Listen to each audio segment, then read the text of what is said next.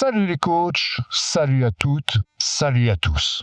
Nous nous sommes quittés fin septembre 2032, si mes souvenirs sont exacts, après un bon début de championnat ou un premier tour de Coupe de France qu'on avait gagné sans trop de difficultés. On fait un bond dans le temps et on se retrouve fin novembre et là, il s'en est passé des choses. D'abord, on a commencé par revenir les pieds sur terre après la victoire contre Jura Nord en Coupe de France. On perd contre Bordeaux Réserve. On ne peut pas dire qu'on a été mauvais. Loin de là, on a presque la même possession, les passes c'est correct, on a un peu moins de XG et puis on n'a pas de réussite, on est mené très rapidement 2-0, on revient péniblement 2-2, la ligne d'attaque fait encore un très très bon travail et puis on prend un troisième but, Chabot fait un match moyen, Vieira et Buisson aussi, la ligne de défense souffre énormément, on est encore sur une position assez défensive, Castet fait quasiment son dernier match, on a enregistré l'arrivée de Gibert, on en avait parlé lors de l'épisode précédent, un jeune joueur, enfin dans la force de l'âge, qui me semble tout à fait bon et tout à fait dans l'esprit de ce que l'on voulait en faire.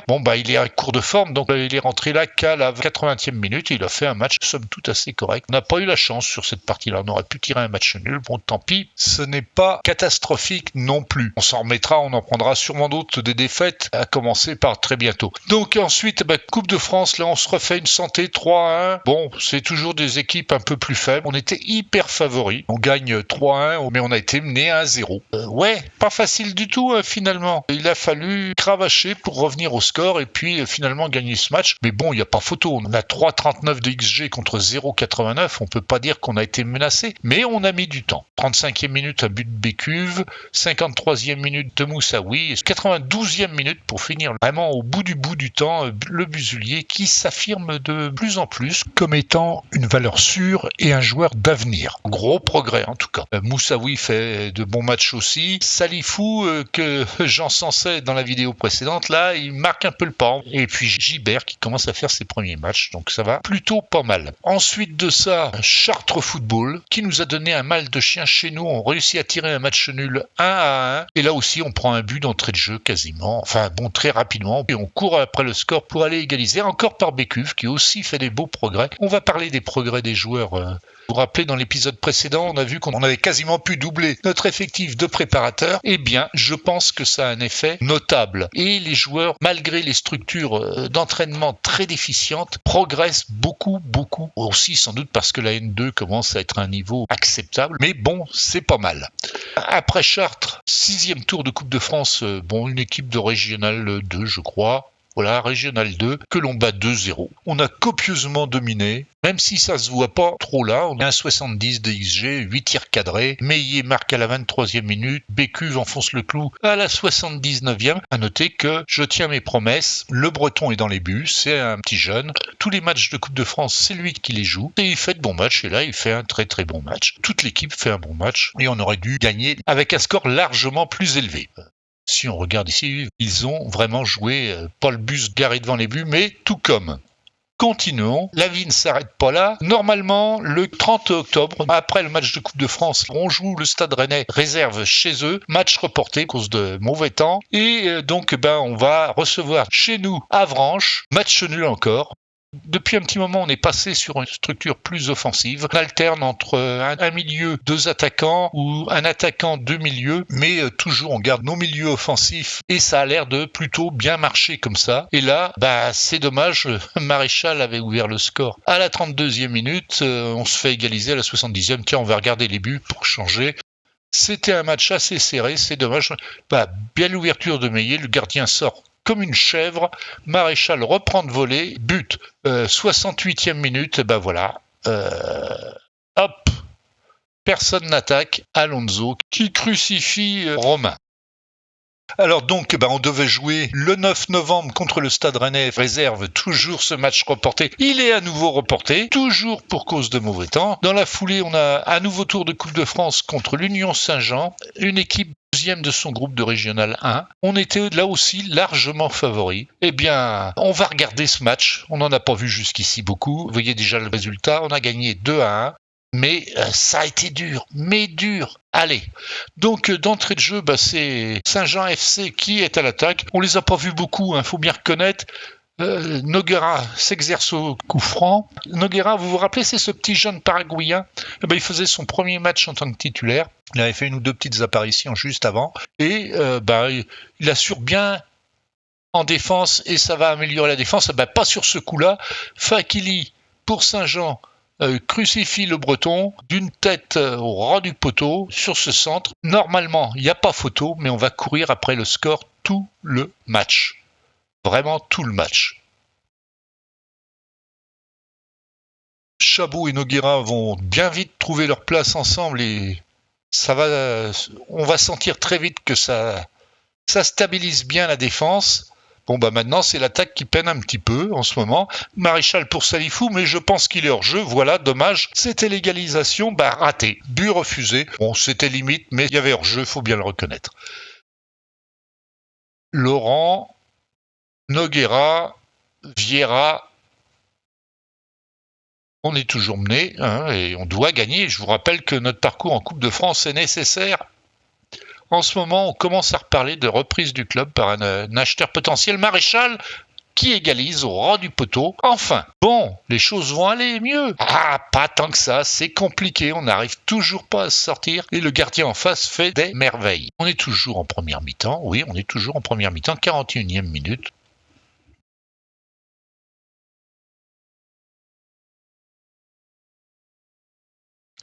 Ouh là là, le Breton, que t'as failli faire une grosse bêtise.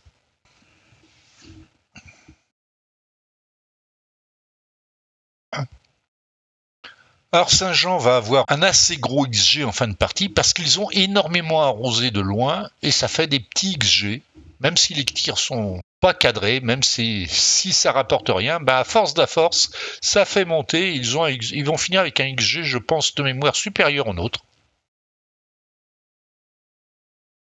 Laurent, c'est pas la meilleure chose que tu aies faite de ta vie. Il fallait centrer en retrait, bien sûr. Il y avait 2 joueurs démarqués. Alors là, on va faire une pause. Là, stop. Vous regardez ici, qui tire le corner? Alors, je sais, on est en FM 2024. Peut-être que c'est pas tout à fait pareil en FM 2026. Mais Nogueira tire le corner. C'est un très bon tireur de corner. Il a probablement la meilleure note en tir de corner à gauche, en tout cas. C'est aussi le meilleur joueur de tête. Et c'est là que je me suis rendu compte que il y avait des choses qui n'allaient pas du tout. À la suite de ça, j'ai été reprendre le positionnement des joueurs sur les coups de pied arrêtés. Ça va apporter pas mal de changements, mais on aura l'occasion d'en reparler. Nogueira est le plus grand, meilleure détente et meilleur jeu de tête de l'équipe. Et c'est lui qui tire les corners. Ça sert à quoi d'avoir un bon joueur de tête? Surtout que là, il rate complètement son corner.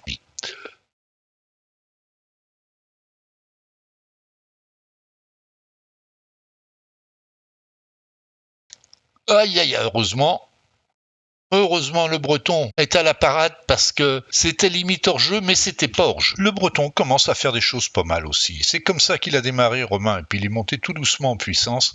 Il faudrait qu'il fasse beaucoup plus de matchs en équipe première, le Breton, pour bien progresser. Meillet, raté comme dégagement.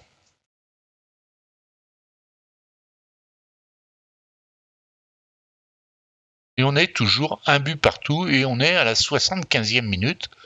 Et on était censé être les grandissimes favoris. Buisson pour le Breton pour Chabot, Moelly, Vieira, Moelly, Maréchal. Heureusement que Moussaoui intercepte, Salifou, Meillet qui hésite, qui voit que Moussaoui est hors jeu, centre, Salifou reprend, but. 2-1. Que ça a été dur. Mon Dieu, que ça a été dur. Il n'y aura plus rien derrière. On se qualifie, c'est très bien comme ça. Vous voyez, 1,89 de XG, ils ont vraiment pas été dangereux. En fait, il y a eu 2 tirs cadrés dangereux, dont un qui finit dans les buts. On n'a pas assez cadré de tirs de notre côté, c'est clair. En attendant, ça ramène un petit peu de pépette dans les finances et ça permet de limiter la casse. Pour fêter ça, on va au Havre et on perd 3-2. Très mauvais match. Très très mauvais match. On a été dominé. Voilà. On avait la possession, on n'en a rien fait. On a 3 tirs cadrés. Ils en ont 5, 2,19 de XG, dont un penalty, c'est vrai, ce qui fait monter un petit peu les XG. Mais on est mené 3-0 à la 50e minute quand même. Heureusement, le Havre va sans doute lever un peu le pied. Ils jouent à leur main, on va dire. Et là, on a un peu de réussite et on plante 2 buts. Gibert, on va aller voir son but, premier de la saison.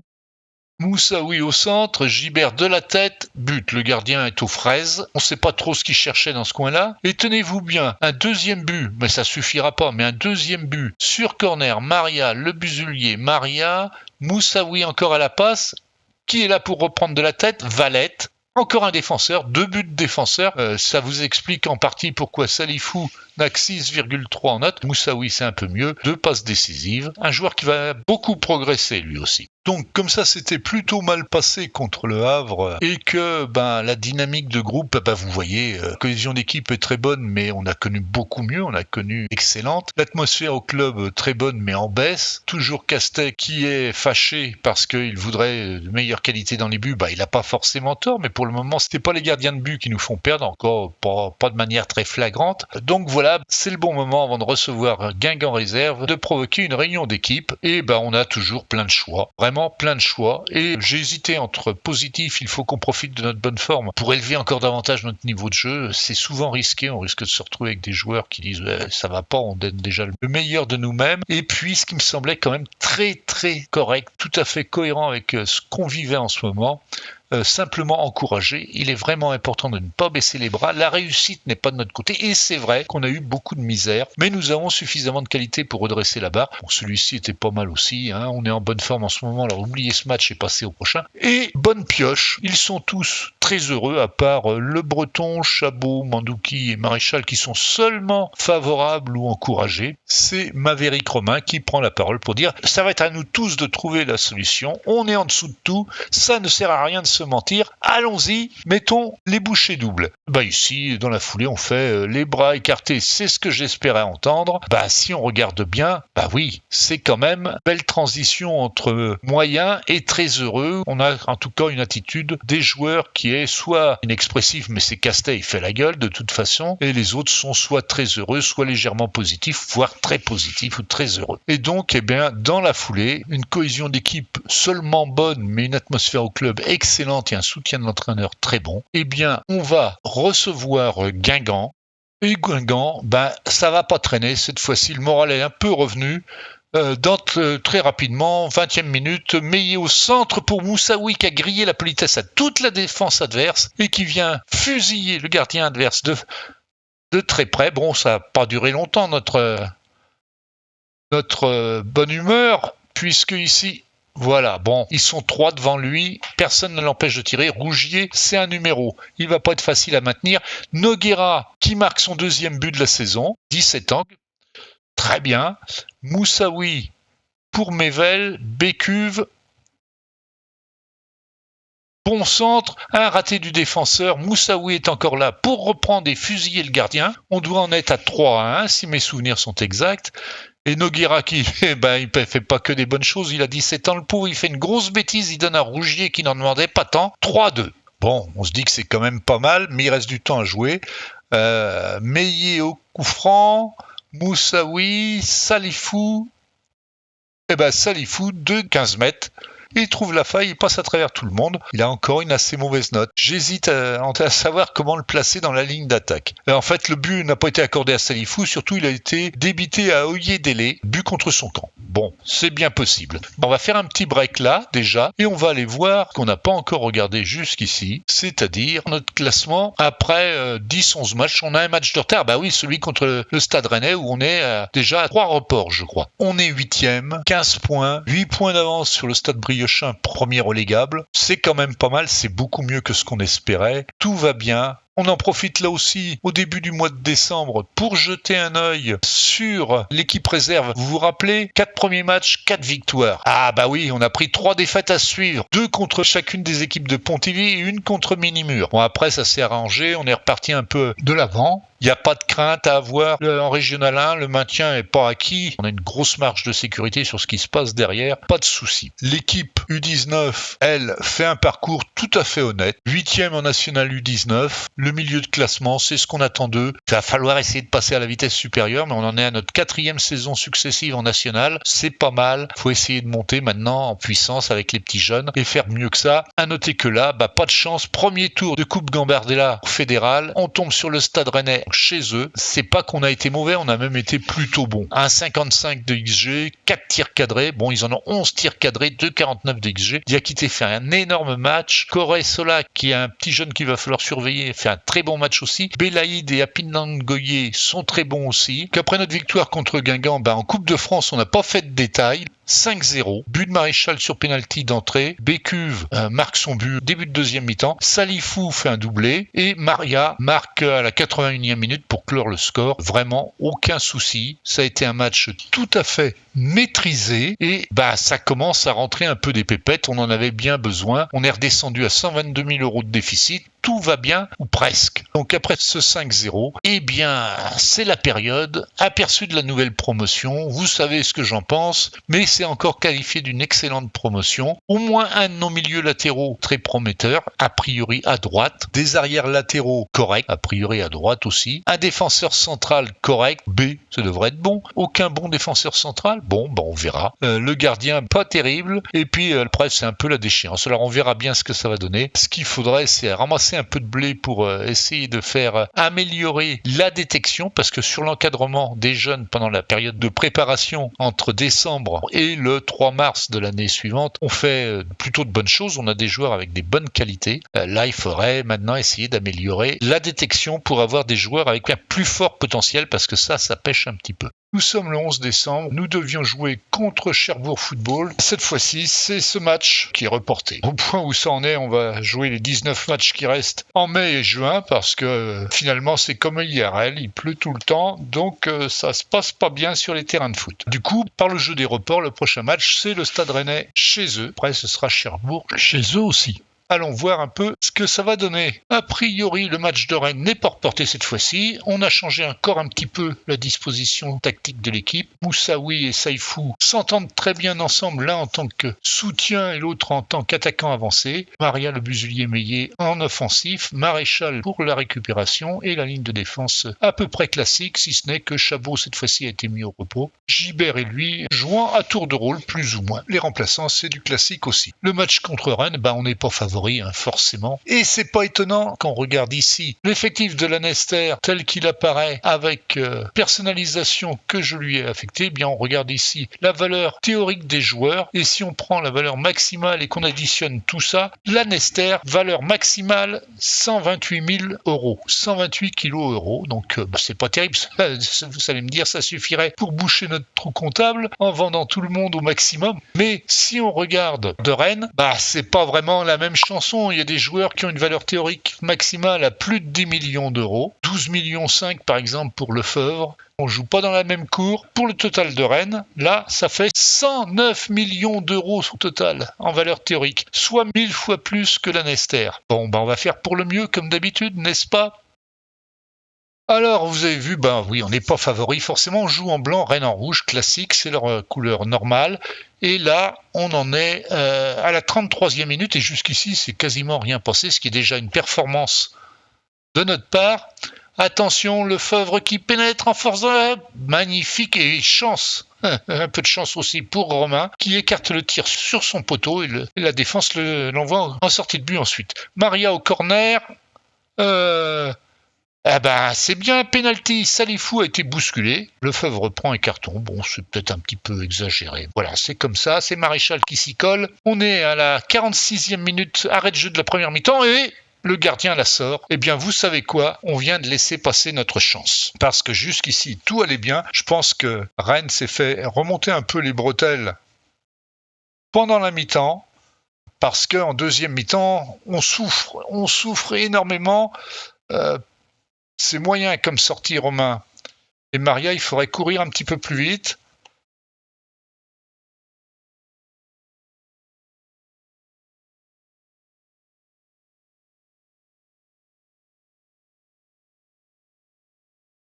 Ça frôle le cadre. Mais on est toujours à 0-0 et on tient 68e minute, 70e minute quasiment. Long dégagement du gardien adverse, dégagement... Salifou se fait piquer le ballon. Il est hors jeu, lui. Il est hors jeu. Non, il n'est pas hors jeu et on est mené à 0. Franchement, ça se joue au millimètre. Je le dis comme je le pense, il est hors jeu. Mais bon. Et comme si ça suffisait pas, quelques minutes plus tard, à peine 7 minutes plus tard, ça part de Rouault sur la droite, qui dribble Buisson, je pense. Ah là là là là là là. Tu la détournes, Romain. Fallait la détourner dehors, pas dedans. Bon, ben voilà, 2-0, c'est plié. Il n'y a plus grand-chose à espérer. D'ailleurs, il se passera plus rien, ou quasiment plus rien après. Si, peut-être encore un tir sur le... Oula, oula là là là, oui, c'était chaud là. Hein. Merci Romain d'être intervenu quand même. On a fait de notre mieux. Bon, la ligne d'attaque, évidemment, hein. Moussaoui s'est blessé en première mi-temps, je crois. Salifou 6-2 parce qu'il n'a pas été brillant, mais il y avait du beau monde en face. Maréchal 6-3, oui, il rate un penalty. Nogueira tire bien son épingle du jeu avec un 7-0. On n'a pas été complètement ridicule, mais on est bien dominé. Hein. On a la possession de balle, mais on n'en fait rien comme d'habitude.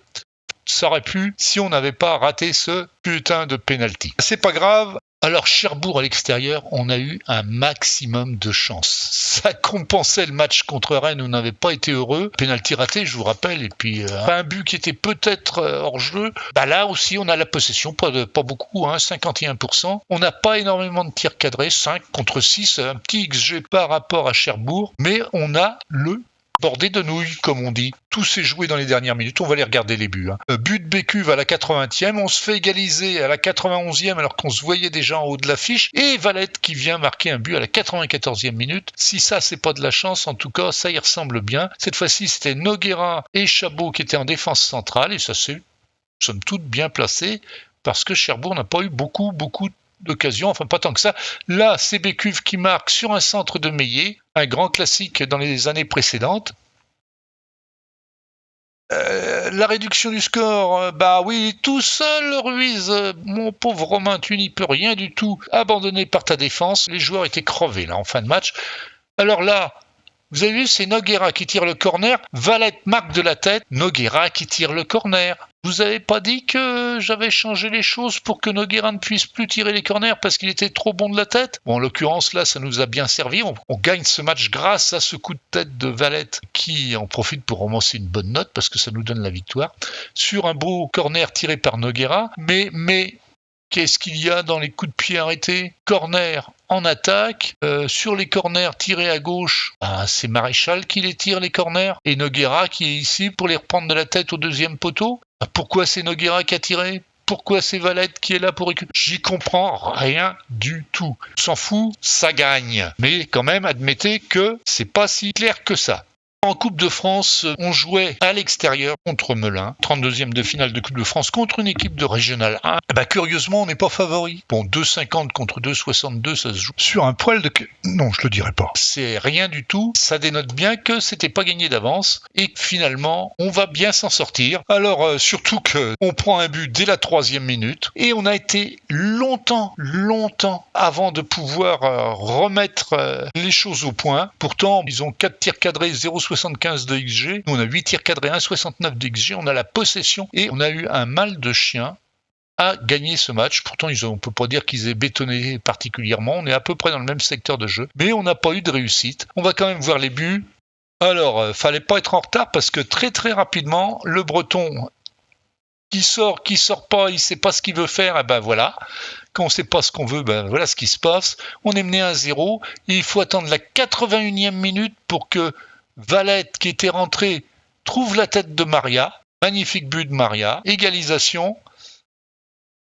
On allait se préparer au pénalty quand Maréchal trouve une belle ouverture pour Salifou qui résiste à la charge et qui vient planter le deuxième but. On mène 2-1. On est dans les arrêts de jeu.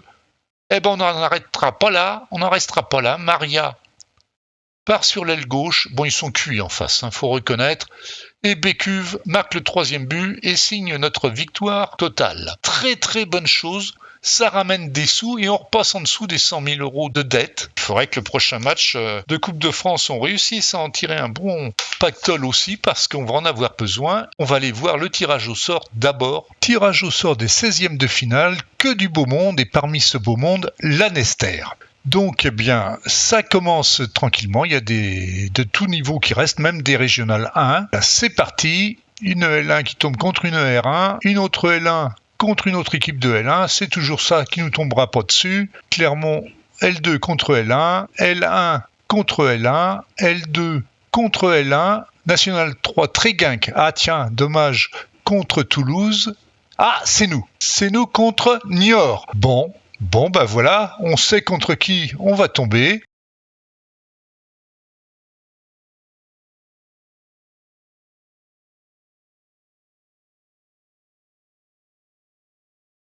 Alors Niort, 13e sur 18 en championnat national, ça devrait être prenable.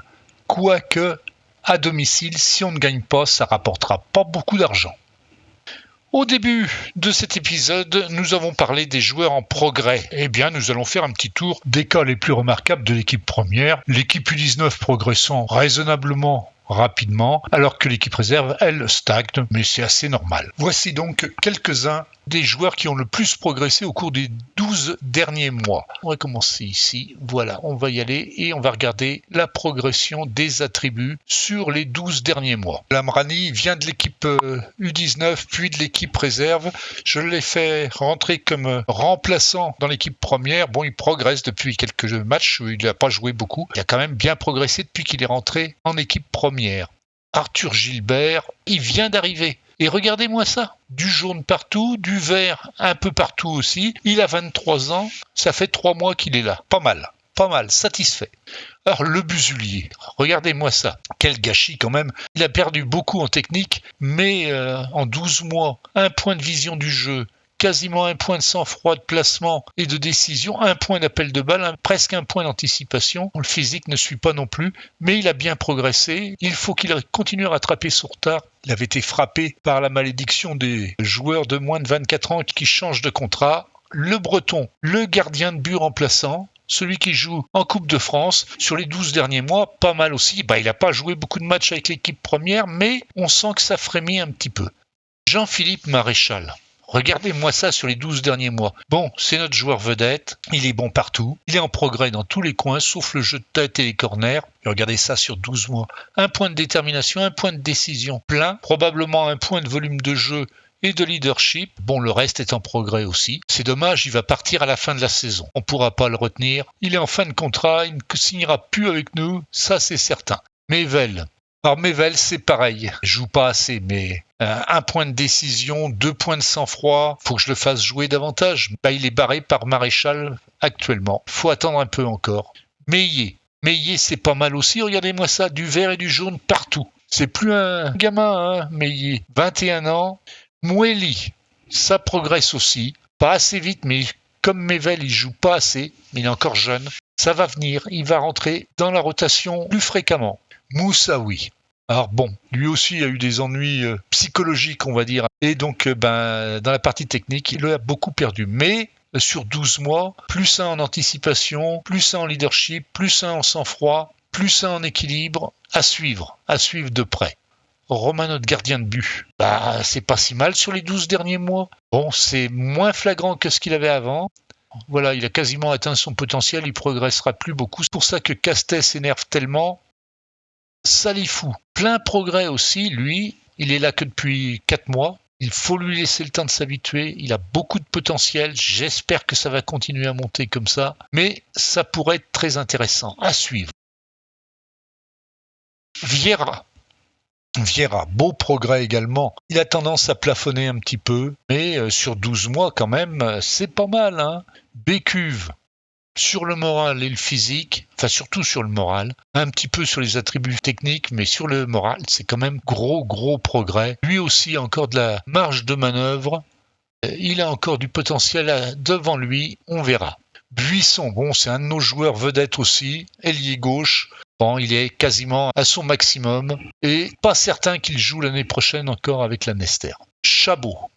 Chabot, regardez-moi ça, les progrès. Il ne joue en équipe première régulièrement que depuis 4 mois. Plus 2 en vision du jeu, plus 2 en sang-froid, plus 3 en placement. Leadership en progrès, décision en progrès, concentration plus 1, appel de balle plus 1, anticipation plus 2. Il fait même des progrès en attributs techniques. Physiquement, il progresse bien aussi. Il est encore assez loin de son potentiel maximal. C'est une bonne pioche, il faut le garder.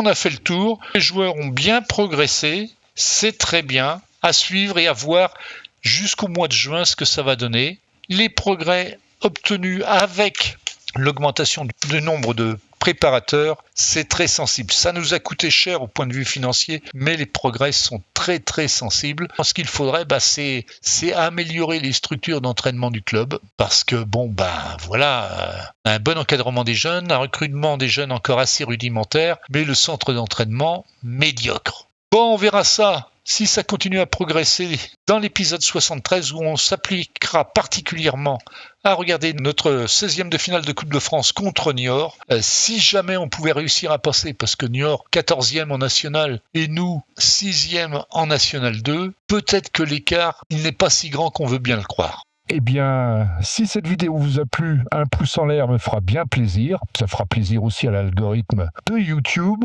et améliorera ma visibilité sur les réseaux sociaux et sur YouTube en particulier. Si vous n'êtes pas encore abonné, n'hésitez pas, faites-le, activez la cloche. Vous serez ainsi informé instantanément de toutes les nouveautés concernant mes vidéos sur Football Manager 2024 ou 2026. Et pour finir, n'hésitez pas, allez dans la partie commentaires, posez des questions, donnez votre avis. Je lis systématiquement tout ce que vous me publiez et j'y réponds dans la mesure du possible, le plus instantanément possible. Je crois qu'il est grand temps de nous quitter sur ces bonnes paroles. Eh bien, je vous souhaite à toutes et à tous de bonnes parties, de bonnes saves, de prendre bien plaisir avec Football Manager. Nous nous retrouverons très bientôt et sur ce, je vous dis salut les coachs. Bye bye.